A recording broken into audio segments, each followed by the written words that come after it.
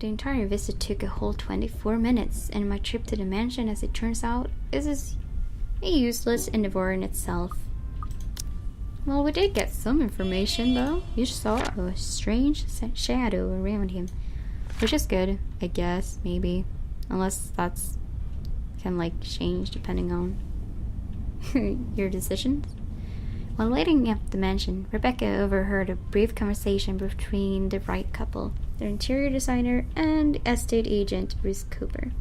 It was discovered afterwards that Isabella had already left a few hours ago.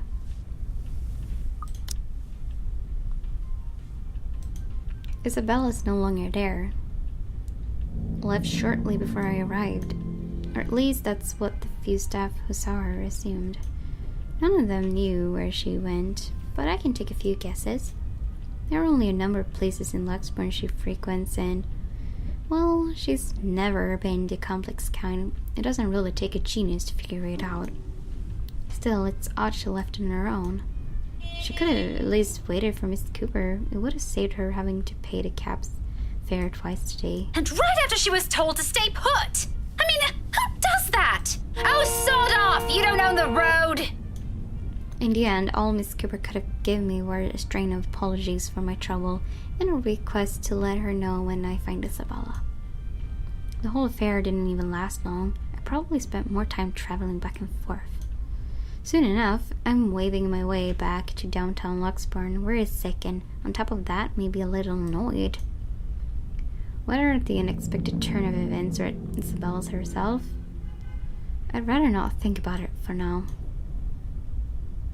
Not when I'm already running late for Zachary's film. Besides, I'm perfectly sure that's where I'll find her. As one would expect, people already gather at the movie house when I get to it. The small avenue where it's located has been closed off early from any passing traffic to make way for the avid moviegoers who are sure to crowd the venue. I want to park almost a street away and walk the remaining distance because of it. Looking for them was taking a while in a crowd this big, but I eventually spot them near the entrance. Thanks to Zachary, mostly. Like I've surmised, Isabella's with them. I knew it.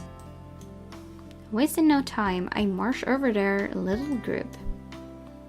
Words filled with concern tumble out of my mouth before I can stop myself. Isabella! Oh, thank goodness! Becca, you're just in time! An odd expression crosses her face as I hold it with both hands. But I ignore it in favor of getting a good look at her, forcing her to keep still and fix her gaze at me. Becca, you're squishing my face. How are you? Are you alright? Why wouldn't I be? There doesn't seem to be any visible injury, nor does she appear to be in pain. Apart from her confused frown at my my question, she looks pretty much like how she would any other day. Even so, you can't really tell those things with her at first glance. The last time she got sick, she never bothered to call anyone, even me, who lives right next door. If I hadn't checked on her then, she probably would have died in her bed with the rest of us none the wiser. It's one thing we laugh about now, but moments like those also teaches you something about a person. If anything, it has given me more reasons to constantly worry about her. In the moment a familiar name comes up, I know my concerns right now aren't completely baseless. Rose called me earlier. Her expression swiftly changes, and gently as she can, Isabella pushes my hands away. Yet even before she says anything, I already have a hunch how this thing will play out. Oh, no, everything's good. Rose covered for me at work today. That's not what I'm talking about. How's your head? Then and there, the whole conversation goes down as I've imagined. She dodges my hand when I reach for the back of her head, intending to check the sad injury herself. Even makes a show hiding behind Zachary just to avoid me. Instantly, what's supposed to be a simple inquiry dissolves into a shameless game of tag. Shouting and chasing like none of us can be bothered to act like the full-grown adults we're all supposed to be. Including Ashton.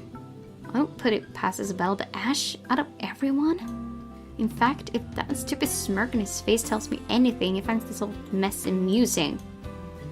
For the love of... Isabella, this isn't a laughing matter. She did look pale when I saw her. Wow, thanks a lot, Ashton, you traitor. I'll get you back for this, just you wait. What? I'm just saying it as it is. If you mentioned this earlier, we wouldn't be having this conversation right now. There's a moment's pause. My hand still is midair as my attention shifts to Ashton and the words he leaves hanging between the four of us. He doesn't meet my eye. I don't think he's even aware of what he said. But the meaning in each syllable alone is clear. And they echo. They sting. They burn. I'm sorry. Saw her? Yeah, they arrived together. Bella looked fine to me then. I don't know. Of course. Of course. Why else would Isabella leave on her own after being told to stay put? After that little chat about money this morning. Something close to silence falls while I mull over their words. What was already been said and what's left unspoken. When I do find my voice, it only reeks with nothing but bitter, unpleasant thoughts. Thoughts I quickly stamp out before they surface. Thoughts I hide the best I can in the deepest parts of my mind, locking it away for no one to see. Oh, that's good. At least she didn't have to travel alone, right? At least. Good. Yet try as I might, the green-eyed monster easily rears its ugly head, like it always does every time his gaze lingers a second longer. Every time it smiles in a manner far too gentle, far too sincere, when there are things no one can see. Every time my mind suggests his words mean more than they should. Every small, little thing. Despite what he says, despite his tone. Look, you guys. For all I know, it may just be the same kind of fondness born from friendship. Maybe I'm simply overthinking like he often tells me, or maybe there really is something there. But in his short display of impatience, I know the whole of it is just for show. After all, growing up together with him didn't teach me nothing about him. For whose sake it is this time, though? Oh, for whose sake is it this time, though? For him? For Zachary? For her? Or for me? That I can't tell. If she says she's okay, then there's nothing we can do about it. It's not like we can stop her either. Besides, she's still acting like the same old Isabella to me, if she can still run around like that. Why are you taking her side? I'm not, but if she wants to watch Zach's movie with us, I'm not going to stop her. She's probably the one looking forward to it the most. Ash, that's... You, of all people, should know... Tell you what, if I notice something amiss with her, I'll take her to the nearest hospital myself. Is that good enough for you? My mouth opens, then snaps shut almost as quickly, forming a thin, hard line instead. I can't respond, not because there's nothing to say. On the contrary, there's plenty. Some of the things I can use to reason and get him to agree. Because he speaks with much certainty, much reassurance, it feels like there isn't even a choice. All I can give is a long, deep breath and reluctant nod in the face of it. Before I can get a grip of myself and my own weakness, the mood immediately shifts and I'm being tackled into a hug. Thanks, Becca! It's always been you with him, isn't it? Did you say something? Me? Nothing. Don't mind me. A lie, obviously. What else can it be? Each and every smile, a tiny effort to keep things as they are, or so I tell myself. Little do I know, this is merely a preamble. It starts out quietly and without fanfare, amidst friendly jibes and harmless teasing, with a scrap of paper fluttering harmlessly to the ground. One that looks suspiciously like a sheep Halloween prank, no matter how you look at it. And yet, despite how ludicrous it all is, Isabella stubbornly insists, as if our whole life depends on acknowledging the truth in her story. Does she even realize how absurd she sounds now?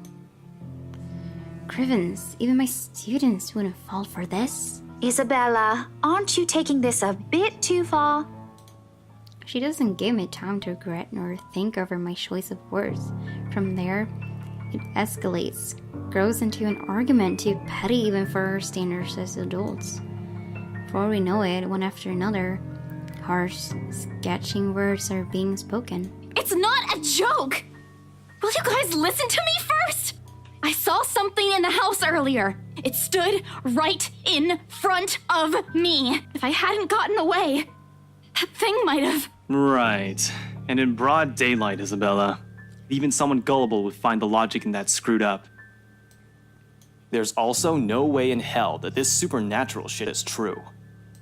But it's real! What do you think I saw? A hallucination? A delusion? Didn't you say you fell down some stairs? So maybe Rebecca's right. It happened after, when I was trying to get away. I almost got stuck in the same room with that thing. We're all in danger. I thought you were my friends. Why don't you believe me? But someone has to be patient in all this. And however much my own has already been frayed earlier, there's no one else. Who else here can deal with someone selfishly acting like a kid? Like every other time, it has to be me. We are, and you know that. But this thing and that thing has got nothing to do with the other. When Rose called earlier, I thought she's just exaggerating. But based on what I'm seeing right now, maybe it's better if we really postpone this for now. Don't bother. Just like that, she cuts us off. Slams the door right on our faces while my own temper flares before I can stop it. Although it falters briefly at the hard expression on her, when she snatches the blasted paper from Ashton, I hold on to it. Regardless of how upset she appears, soured expression and balled fists, throwing a tantrum is simply unacceptable. For a grown woman at that. Words from at the tip of my tongue ready.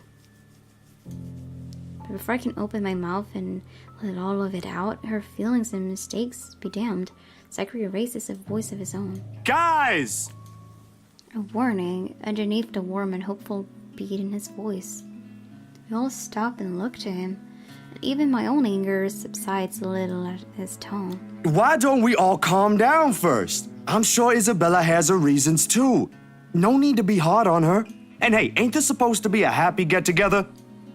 To an outsider, it may sound like a desperate request, but Zachary has always been the one to keep a level head over petty squabbles. This time's no different, and he knows what to say, and when he lets it fall, they only ring sharp and true. We haven't seen each other for months. I'd really love to know what y'all have been up to.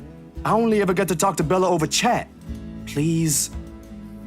As careful as he is with his own tone, it does make me feel ashamed. We're supposed to be here for him, to give what little support we can give. Yet, here he is, trying to keep three stubborn people from outright hashing it out in public. Later, we can and will talk about it, of course. There's a proper time and place for it, and at the moment, my anger and whatever reprimands it carries no longer matter. Besides me, Ashton appears to have already caught on. The lines of his shoulder ease to something much more relaxed, his expression back to its usual nonchalance. Isabella, however, she stands perfectly still, her hands clasping the straps of her bag like a lifeline, eyes trained at some point near her shoes. There's no anger in her face, only an undeniable hurt. But she's never been good at hiding what she thinks. Always the open book, always the one to wear her heart out in the open. And when she looks up, her answer is also as simple. If we keep arguing here, we're going to miss the first few minutes. Her lips are curled up in a smile. Though lacking both its usual brightness and glee, it's a smile nonetheless. I've seen it countless of times. It's the very same one she would show when she knows has no other choice, or simply when things get tough for her. But despite everything I already know about her, it still catches me off guard. In all honesty, I expect her to run, to balk at the first sign of losing this time. I wouldn't even be surprised. At 26, she is the youngest among the rest of us. Less experienced, less accustomed to dealing with trivial quarrels like this. Yet here she is, holding herself and coping with it like how she would with matters concerning her family. Outside of that, to me, she has always been this childish, naive girl, and watching the opposite play out right now, somehow I find it difficult to wrap my head around it. All right, that's the Isabella I know. Oh, good. I thought for sure you were going to cry. But I envy her. What was that for? Stop calling me a crybaby! I'm not one! Aw, don't cry. Stop it! I envy her spirit, her warmth, her cheer, the shine in her eyes when she looks at the world, how everything seems to simply fall back to a pleasant, lively rhythm with her around, how easily and tightly she fits into our lives, even without bonds only long years could forge, like a lost piece of a puzzle despite her jagged edges, how she draws people to her with ease, how Ashton, of all people, can be drawn to her. Okay, scaredy cat then. That too!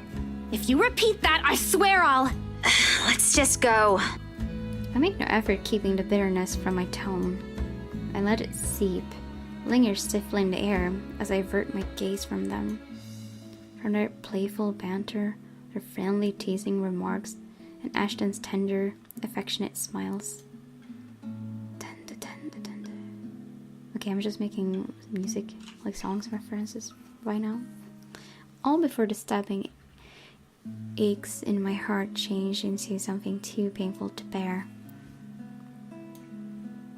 It's all in my head, is what I'd often tell myself.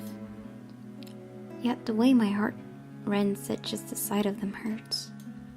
Like a coward, I walk away from all of it, taking with me a small hope the movie will distract me away from these thoughts. Because, like this, it's easy to find something to hate in her. Dusk is already giving way tonight when we leave the film fest. Unfortunately, it does nothing to improve my mood like I'm hoping. Neither does the muggy air that greets us upon stepping back into the noisy streets. Too busy, too loud, too many people taking what little space the sidewalk offers. It forces anyone to bump shoulders with those they barely know, let alone care about. On a normal evening, I probably wouldn't have minded the crowd nor the humid weather. It's not like any of them are bothering anyone. And yet, even with what's admittedly a pleasant company, I can't bring myself to lighten up.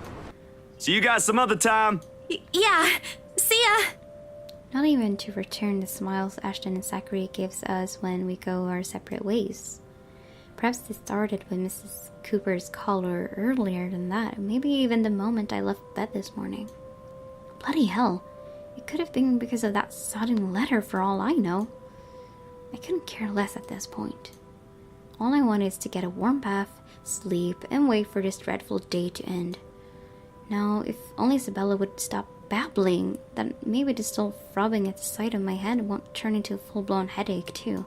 Zach did a pretty good job with his movie, didn't he? Even though Ash said he ran into some trouble late into filming. But I knew he had it in him. It's not like I didn't believe he couldn't do it. I mean, did you see his face after the credits rolled? All those months he worked on this, and everything's finally... You weren't even watching. Only the first minutes. I watched the rest of it, I swear. Besides, Ashton was the one who wouldn't stop asking questions. Well, why do we still need to talk about this then? I liked it. Ash liked it. You liked it. Shouldn't you be telling that to Zachary in person? I'm sure he'll appreciate it better than I ever will. I know that, but maybe there's something you want to say? Zach had you check the scripts before he went through everything, didn't he? You also worked on it, even if it was only for a short time. So, maybe you want to... I don't bother waiting for the rest. The moment I spot my car, I immediately make a quick beeline for it. Beeline? I don't even know. Knowing her, this is merely another attempt at starting conversation. just so we'll have something to fill the dead air to replace the strained atmosphere we've somehow walked into. One thing, the very thing I'm not too keen to deal with at present. Behind me, Isabella also changes her pace to match mine, her soft strides growing brisk and uneven in order to catch up. A small part of me half expects she'll suddenly trip.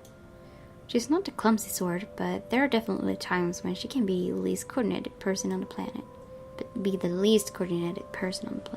Becca, hey! Oh no! Wait for me! And people wonder why I worry. They're not really completely unfounded, once you've already grown familiar with her habits. Though right now, this is also at the very end of the list of things I want to think about. Sometimes it does become overbearing. Even her voice as she calls after me sounds nothing more than background noise to my ears now. Rebecca, slow down, will you? Your car's not going to leave without us.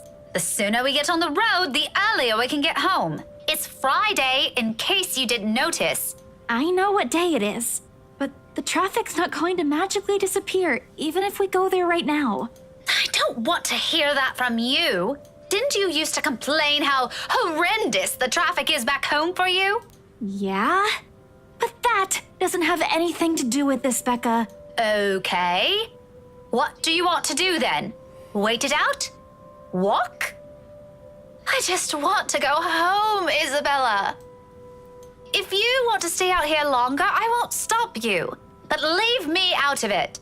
I'm not up for any other foolish excursions tonight. I wasn't thinking about an excursion. I want to go home too. It's already late. It's just that you've been in this prickly mood since earlier. Are you really okay? Was it the cold? Or did something happen at school? Do you want to talk about it? A long pause follows and it holds everything she's been meaning to ask from the very start. I'm in no mood, but all the same, my hand stops short of unlocking my car and my grip on the handle tightens. I can feel her eyes boring on me, waiting, hoping patiently for any answer I'd give. She's the same as Zachary. They're bad liars. But when you talk to people like them, if you're not careful, they often leave you with no other choice but to admit the truth. Those exact same ones I can't voice. Despite my lack of response, she pushes on, surprisingly. This time her tone is quieter, more attentive than usual. Was it because of the letter? It's a well-meaning question, much like the rest of this talk, yet something in how she says it irks me. If it is, I'm really sorry. I didn't mean to cause a scene. I did see something in the mansion, though. I wasn't lying about that. Wherever she wants to take this, I no longer want to hear a word of it. Not at this minute. Preferably never. Especially when there are already a million other things buzzing and prodding inside my head. Sometimes my patience can only be tried for so long. Oh. No. A decision. Ooh. How exciting.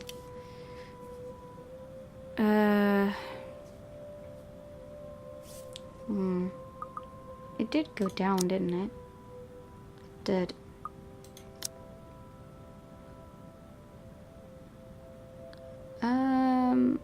Not sure. I'm really not sure what to pick. But I'm not in the mood to talk.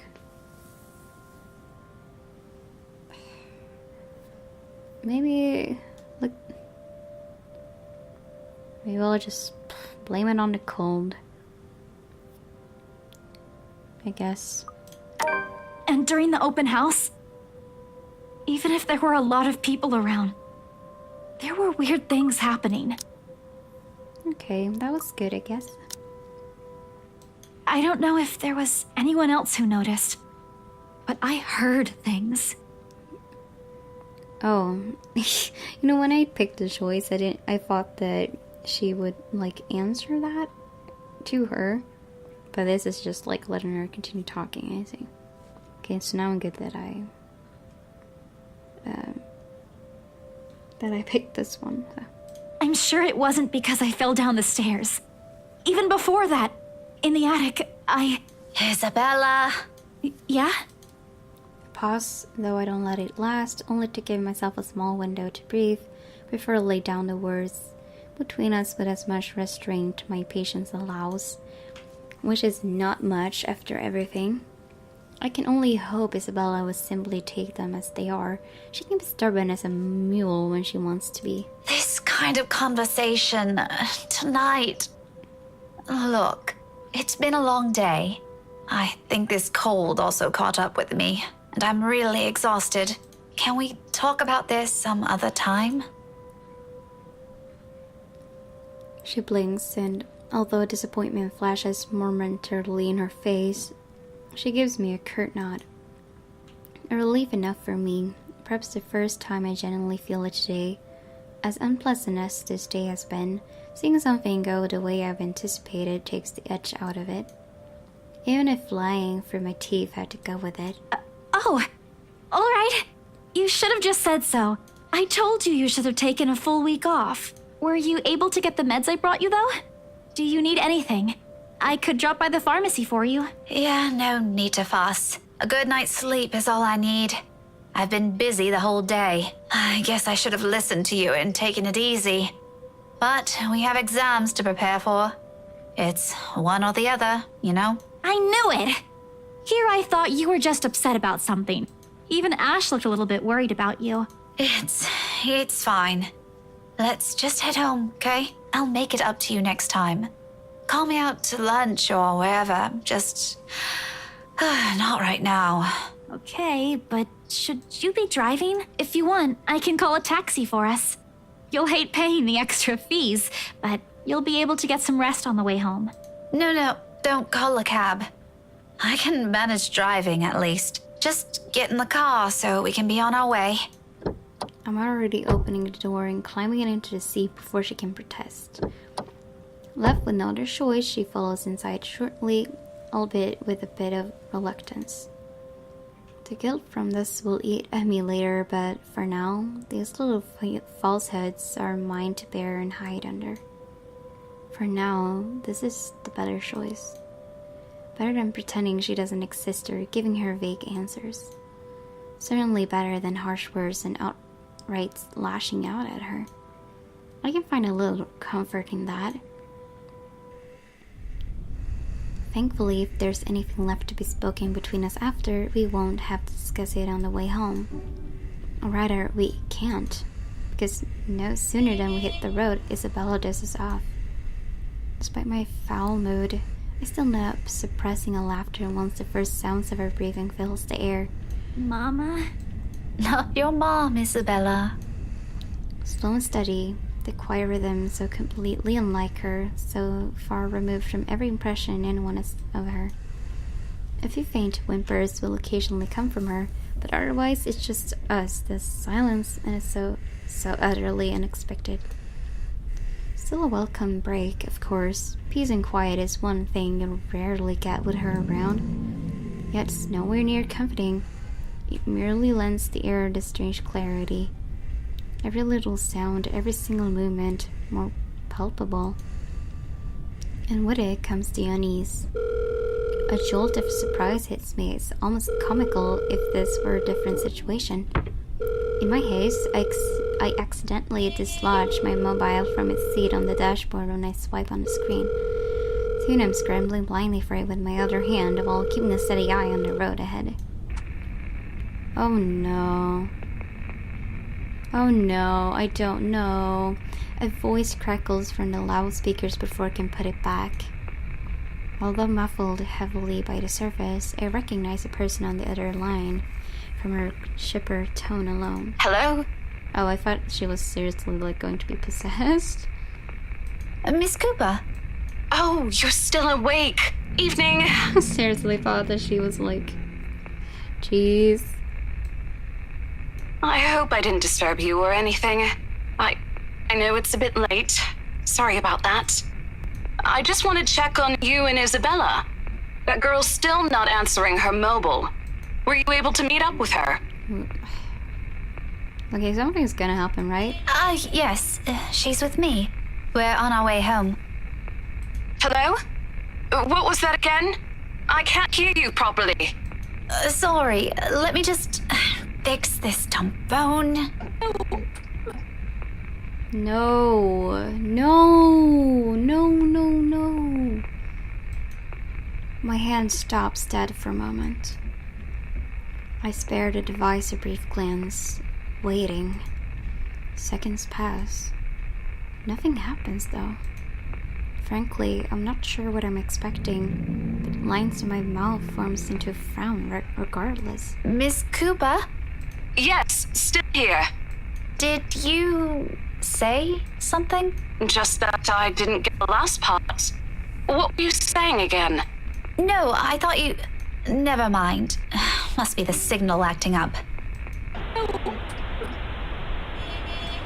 Coming in? What? Is everything all right over there? Certainly. Is something wrong? What wouldn't? Okay, you seem to be busy. If this is a good time, I can just call you back some other...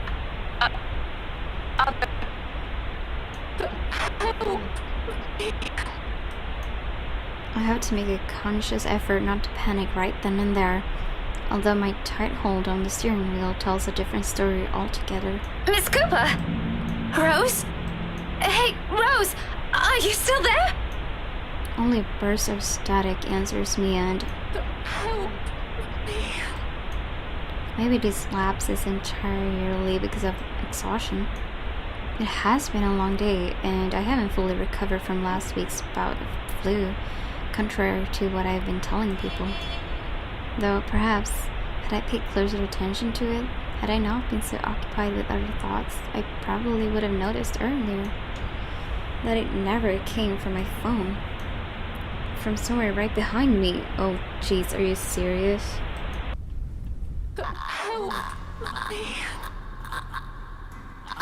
No.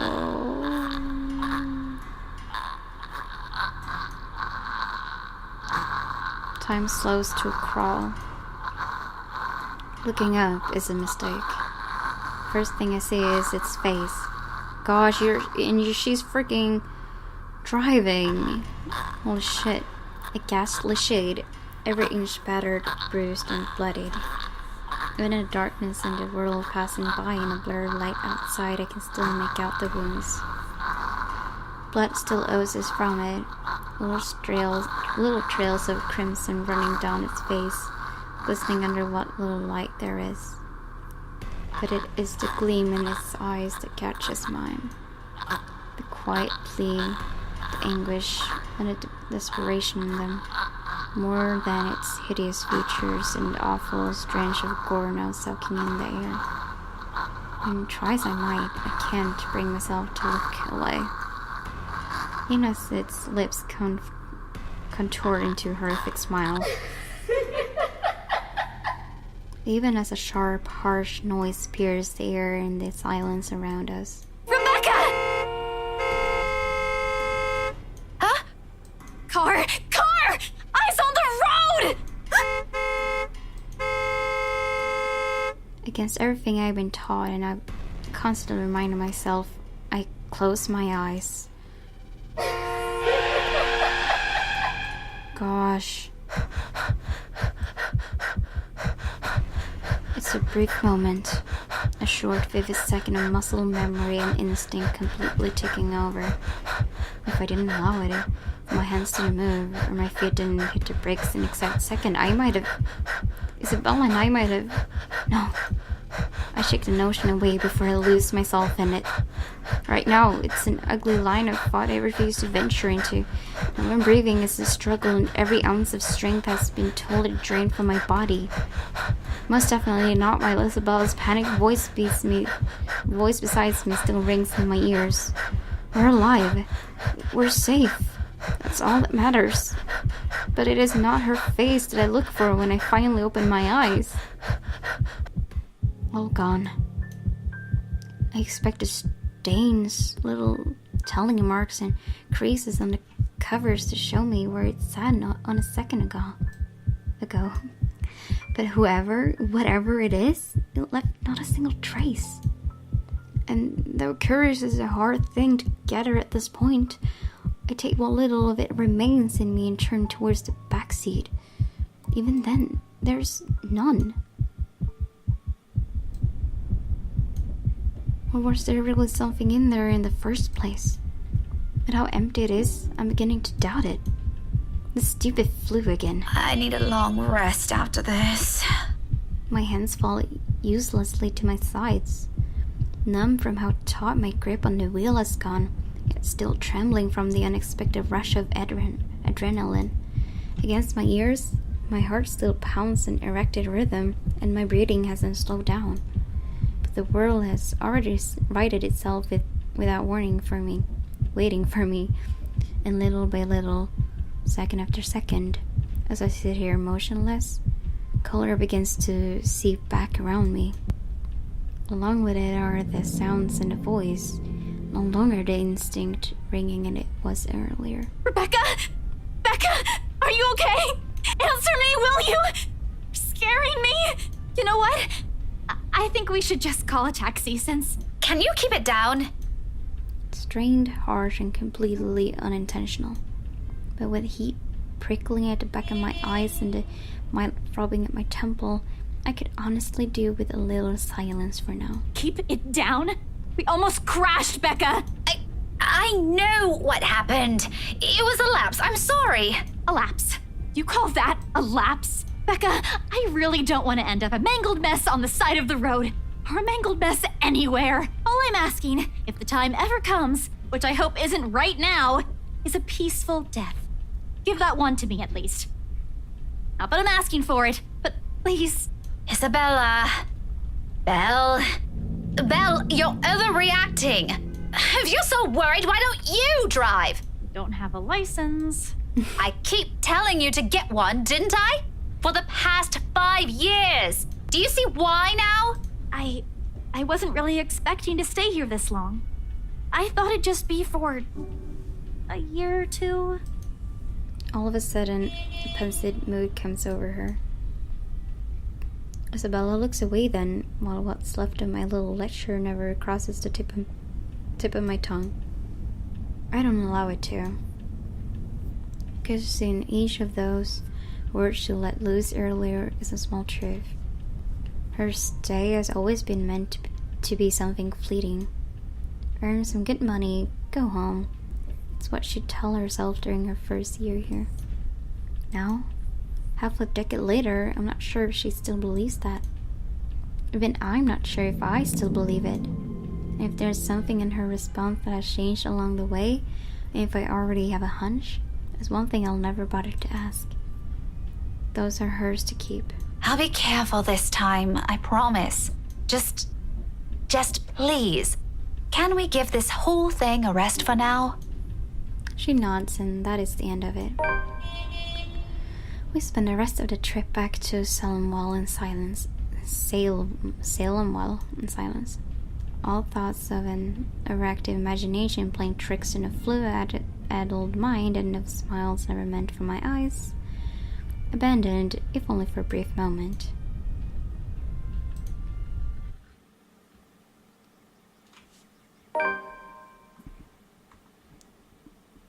Bye, guys.